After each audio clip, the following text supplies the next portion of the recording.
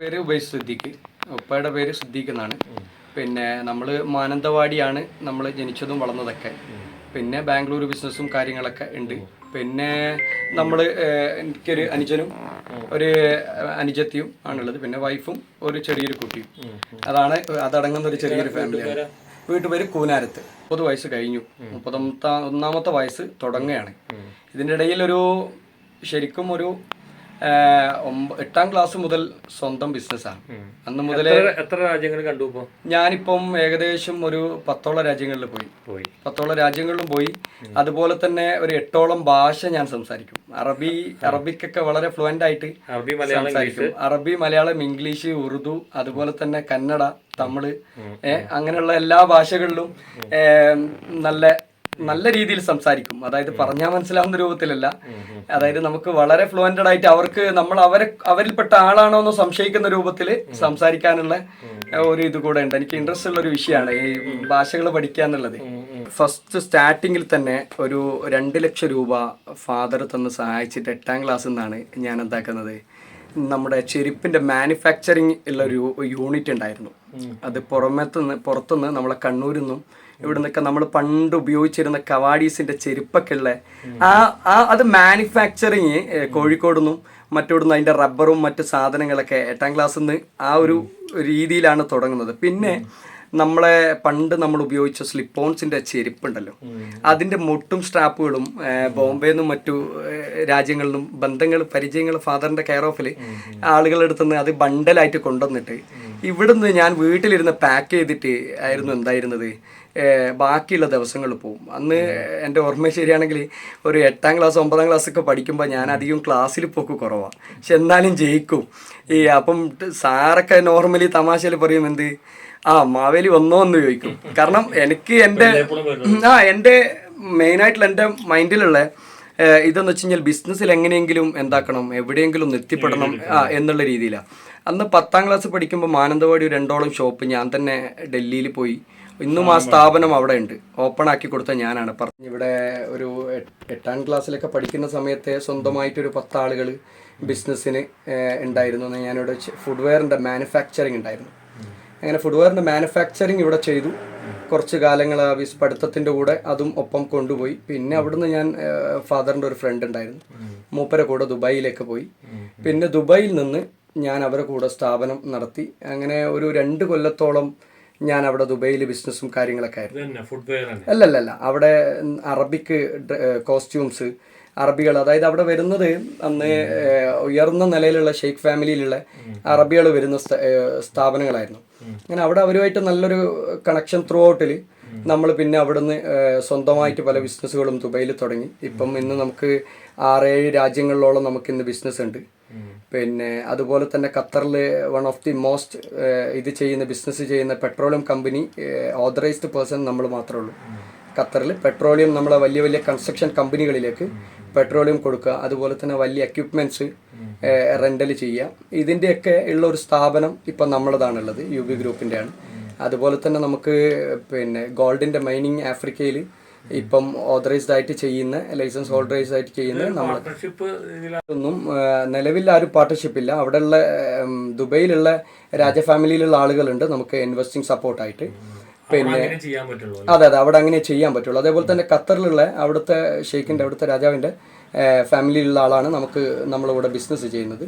അവിടെ എന്ന് പറഞ്ഞു കഴിഞ്ഞാൽ ഇപ്പോൾ ഖത്തറിൽ നമ്മൾ ചെയ്യുന്ന സ്ഥാപനത്തിൽ തന്നെ പുറത്തുള്ള വേറൊരാൾക്കും അത് കിട്ടാനുള്ള ഓതറൈസേഷൻ ഇല്ല.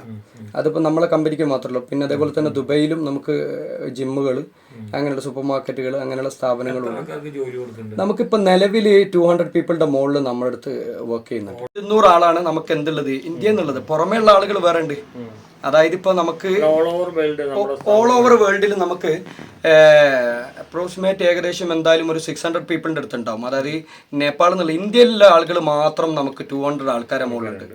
ഖത്തറിലുണ്ട്, ബഹ്റൈനിലുണ്ട്, കുവൈത്തിലുണ്ട്, അതുപോലെ തന്നെ നമുക്ക് ജോർജിയ, പിന്നെ അതുപോലെ തന്നെ ചൈന എന്ന രാജ്യങ്ങളിലാണ് നമ്മുടെ അടുത്ത് ഉള്ളത് കൂടുതൽ. ഇപ്പം നമ്മൾ ഈ മാനുഫാക്ചർ ചെയ്ത് അന്ന് എൻ്റെ ആ പ്രായത്തിൽ ഒരു 10 ആളുകൾക്ക് പണി കൊടുത്തുകൊണ്ടിരുന്ന ആളാണ് ഞാൻ വൈകുന്നേര കാലങ്ങളിൽ ക്ലാസ് കഴിഞ്ഞ് കഴിഞ്ഞാൽ ഈ ഫുഡ്വെയറുകളിൽ ഡെയിലി കളക്ഷൻ എടുക്കുമായിരുന്നു.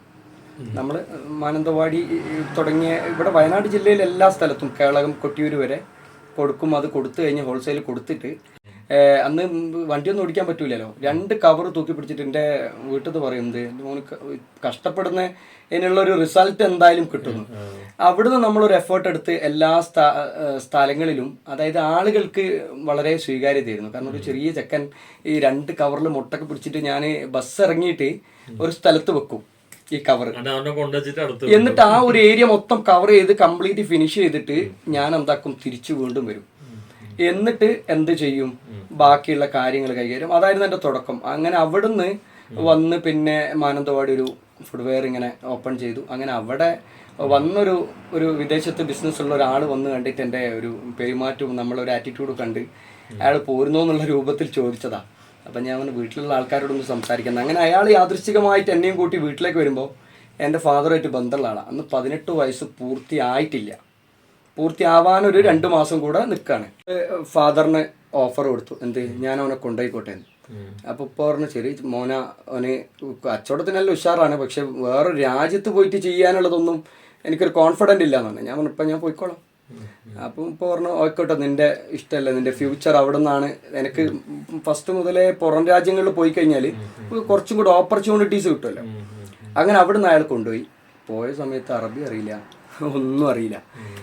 ആകെ നമ്മൾ പണ്ട് മദ്രസയിൽ പഠിച്ച ഒന്നോ രണ്ടോ അക്ഷരം അല്ലാണ്ട് ഒന്നുമില്ല. ആ ഒരു കൺസെപ്റ്റിനെ അവർ ഒബ്സർവ് ചെയ്ത് പെർഫ്യൂം, വാച്ച് ഒക്കെ ഉള്ള, അതായത് വെരി ബ്രാൻഡഡ് ആയിട്ടുള്ള ഏറ്റവും ഹൈ ക്വാളിറ്റി ഉള്ള ഒരു സ്ഥാപനമായിരുന്നു അത്. അതിൻ്റെ സെയിൽസിൽ, അങ്ങനെ സെയിൽസിൽ കയറി ഞാനൊരു അവിടുത്തെ ഏറ്റവും ഫാസ്റ്റായിട്ട് പഠിച്ച ഒരു വീക്കിൻ്റെ ഉള്ളിൽ ഞാൻ അറബി പഠിച്ചു. 1 വീക്ക് 2 വീക്കിൻ്റെ ഉള്ളിൽ അറബി പഠിച്ചു, സംസാരം തുടങ്ങി. കാരണം എന്നെ സംബന്ധിച്ചിടത്തോളം സംസാരിച്ചാൽ മാത്രമേ ഇവർക്ക് ഇത് സെല്ല് ചെയ്യാൻ പറ്റുള്ളൂ. ഞാനൊരു പ്രൊഡക്റ്റ് കൊണ്ടുപോയി കാണിച്ച് ഞാൻ മിണ്ടാതെ ഇങ്ങനെ നിന്നാൽ സെല്ല് ചെയ്യാൻ പറ്റൂല. അപ്പോൾ അവിടെ ഞാൻ സെയിൽ ചെയ്യാൻ തുടങ്ങിയത് അവിടെ ഒരു 20 കൊല്ലത്തോളൊക്കെ എക്സ്പീരിയൻസ് ഉള്ള ആളുകളൊക്കെ കവർന്നു. അവിടുന്ന് പിന്നെ നെക്സ്റ്റ് ഒരു പുതിയൊരു ബ്രാഞ്ച് തുറക്കുന്ന സമയത്ത് എൻ്റെ 19ാമത്തെ വയസ്സിൽ ആ ഒരു സ്ഥാപനത്തിന് മാനേജറായിട്ടാണ് എന്നെ പോസ്റ്റ് കൊണ്ടുവന്നത് ഇവർ. കാരണം ആ കൊണ്ടുവന്ന സ്ഥാപനം ഏറ്റവും പ്രീമിയം കസ്റ്റമേഴ്സ് മാത്രം ഉള്ള ഒരു ഏരിയയിൽ, അലൈൻ എന്ന് പറഞ്ഞിട്ടുള്ളൊരു സ്ഥലത്തായിരുന്നു. അപ്പോൾ അവിടെ വന്ന കസ്റ്റമർ ഒരുപാട് അറബിക് കസ്റ്റമേഴ്സ് ഉണ്ടായിരുന്നു. അവരോടൊക്കെ വളരെ സൗഹൃദപരമായിട്ടുള്ള ഒരു ബന്ധമായതുകൊണ്ട് അവരെന്നെ കൊണ്ടുപോകും. അങ്ങനെ പല ബിസിനസ്സിൻ്റെ ഓപ്പർച്യൂണിറ്റീസുകളും എനിക്ക് കിട്ടി തുടങ്ങി. പിന്നെ അവിടെ നിന്നാണ് നമ്മൾ എന്താക്കുന്നത്, മറ്റു പല മേഖലകളിലേക്കും ബിസിനസ്സിലേക്ക് ഇറങ്ങി. അങ്ങനെ ഹോൾസെയിലായിട്ടും മറ്റു കാര്യങ്ങളായിട്ടൊക്കെ പല പരിപാടികൾ ചെയ്തു. ഇന്നിപ്പം നമുക്ക് ഏകദേശം 7ഓളം രാജ്യത്ത് നമ്മളെ ബിസിനസ് നടക്കുന്നുണ്ട്. ബാംഗ്ലൂർ നമുക്ക് ബിസിനസ് ഏകദേശം എത്ര കോടി രൂപേന്റെ ടേൺ ഓവർ ഉണ്ടാവും? ഇപ്പം നമുക്ക് ടോട്ടലി നമ്മളെ കാൽക്കുലേഷൻ ഒരു 600ന്റെ മുകളിൽ നമുക്ക് എന്തുണ്ട് ഇവിടെ ടേൺ ഓവറും മൊത്തത്തിൽ ബിസിനസ്സും ഉണ്ട്. നമ്മളെ ഇതിൽ എൻ്റെത് മാത്രം ഓൺ ആയിട്ടുള്ള എൻ്റെത് മാത്രം ഒരു 600 അല്ല, പാർട്ട്ണർഷിപ്പിൽ വേറെയും ബിസിനസ് ഉണ്ട്. ഞാൻ എൻ്റെ കുഞ്ഞാണെങ്കിൽ ഇനി കുഞ്ഞ് വരികയാണെങ്കിലും ഞാൻ ഫസ്റ്റ് മുതലേ ട്രെയിനിങ് കൊടുത്ത് കൊണ്ടുവരാൻ എന്താ വെച്ച് കഴിഞ്ഞാൽ കച്ചവടവും മറ്റു കാര്യങ്ങളൊക്കെയാണ്. അപ്പം ഞാൻ ചെറുപ്പം മുതൽ എൻ്റെ ഫാദറിൻ്റെ അടുത്ത് ഇരുന്ന് നമ്മൾ ഇരിക്കുന്നത് പോലെ ഇരുന്ന് കഴിഞ്ഞാൽ എൻ്റെ ഫാദർ എന്നെ പിടിച്ചിരുത്തും. എന്നിട്ട് കച്ചവടത്തിൻ്റെ A to Z നമുക്ക് അന്ന് മുതലേ നമ്മളെ മനസ്സിലുള്ളത് കൊണ്ട് നമ്മളെ സംബന്ധിച്ചിടത്തോളം ഇന്നും ഏത് രാജ്യത്ത് പോയി കഴിഞ്ഞാലും, അതായത് ദുബായിൽ പോയി കഴിഞ്ഞാലും, ഇനി ഖത്തർ ആയിക്കോട്ടെ, കുവൈത്ത് ആയിക്കോട്ടെ, അവിടുത്തെ ഏറ്റവും ടോപ്പസ്റ്റിലുള്ള അറബികളെടുത്ത് കയറി ചെല്ലാനുള്ള പെർമിഷൻ ഉള്ള ഒരാളാണ്. കാരണം അത് അവരെ വീട്ടിൻ്റെ ഉള്ളിൽ നമുക്ക് പെർമിഷൻ തരുന്ന സ്പേസ് ആയിരുന്നു. അതെന്താണെന്ന് വെച്ചാൽ എല്ലാവരും എൻ്റെ ഒരു പ്രായമുണ്ടല്ലോ, അപ്പോൾ അവരൊരു മകനെ പോലെ കാണുന്ന ഒരുപാട് ആളുകളുണ്ട്.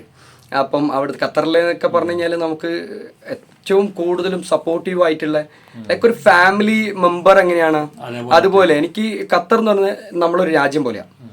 ദുബൈയും അതുപോലെ തന്നെ. ഒരു പ്രായത്തിൽ ഒരു സക്സസ്ഫുള്ളിൻ്റെ ഏറ്റവും അടിസ്ഥാനമായിട്ടുള്ളൊരു കാര്യമാണ് ഈ ഒരു സാധനം. ഇപ്പം നമ്മളിവിടെ ചെയ്യുന്ന പ്രൊജക്റ്റ് ആണെങ്കിലും മറ്റു കാര്യങ്ങളാണെങ്കിലും ദൈവത്തിൻ്റെ സഹായം കൊണ്ട് വേറെ ആരുടെയും ഇൻവെസ്റ്റ്മെൻറ്റ് ഇപ്പോൾ 150 CR നമ്മൾ അനൗൺസ് ചെയ്തു. അതിൽ നമ്മളൊരാളുടെയും ഇൻവെസ്റ്റ്മെൻറ്റ് എമൗണ്ട് എന്ന് പറയുന്നൊരു സാധനം വാങ്ങിച്ചിട്ടില്ല. കംപ്ലീറ്റ് ചെയ്യുന്നതും പിന്നെ നമ്മൾ ഓരോ സ്ഥാപനങ്ങളും ഖത്തറിലും ദുബൈയിലൊക്കെ ഉള്ള വലിയ വലിയ സ്ഥാപനങ്ങളാണ്. നമ്മളത് ഇന്ന് സെല്ല് ചെയ്യുകയാണെന്നുണ്ടെങ്കിൽ വലിയ വലിയ ആളുകളാണ് അതിന് വന്നിട്ട് വില എന്താക്കുന്നത് പറയുന്നത്. നമ്മൾ ഇതുവരെയായിട്ട് ഒന്നും കൊടുത്തിട്ടില്ല. പുതിയ പുതിയ സംരംഭങ്ങളിലേക്ക് ഇങ്ങനെ പോവുക. അതോടൊപ്പം നമ്മളെ രാജ്യത്ത്, അതായത് ഇന്ത്യ, ഞാനിവിടെ വയനാട്ടിൽ ജീവിക്കുമ്പോൾ നമ്മളെ സംബന്ധിച്ചിടത്തോളം നമ്മൾ പുറത്ത് രാജ്യങ്ങളിൽ പോയി സമ്പാദിച്ച് നമ്മൾ അവിടെ തന്നെ ഇൻവെസ്റ്റ്മെൻറ്റ് ചെയ്യുന്നതിൻ്റെ അകത്തു നിന്നുള്ള ഒരു ഓഹരി നമ്മളിവിടെ ഒരു വീടോ അല്ലെങ്കിൽ കുറച്ച് സ്ഥാപനങ്ങളോ മാത്രം എടുത്തത് കൊണ്ട് ഒരു കാര്യമാവുന്നില്ല എന്നുകൊണ്ടാണ് റിസോർട്ട് എന്നുള്ള പർപ്പസും അതുപോലെ തന്നെ കാരണം ഇവിടെ ആളുകൾ എത്തണമല്ലോ. ഇപ്പം നമ്മൾ ഓരോ സ്ഥലത്ത് പോകുമ്പോൾ ഓരോരുത്തരെ പരിചയപ്പെടുന്ന സമയത്ത് നമ്മളെ റിസോർട്ട് ഉണ്ട്, യു ക്യാൻ സ്റ്റേ ദെയർ, ഇല്ല നല്ല ഗസ്റ്റുകളുണ്ട്. പക്ഷെ അവരിവിടെ വരുമ്പോൾ കിട്ടുന്നൊരു കണക്ഷൻ ഉണ്ട്. അവരിവിടെ വന്നു കഴിഞ്ഞാൽ ഇവിടെ പല മേഖലകളിൽ നിന്നും ഇവിടെ ഇപ്പോൾ നമ്മളെ ഗാദി ഗ്രാമത്തിൽ നിന്നൊക്കെ ലക്ഷക്കണക്കിന് രൂപയുടെ സാധനങ്ങൾ പർച്ചേസ് ചെയ്ത് വന്ന് അത് അവരിവിടെ എത്തിയാലേ എന്താക്കാൻ പറ്റുള്ളൂ, നമുക്ക് ആ ഒരു സമ്പത്ത് ഇവിടെ വരുള്ളൂ.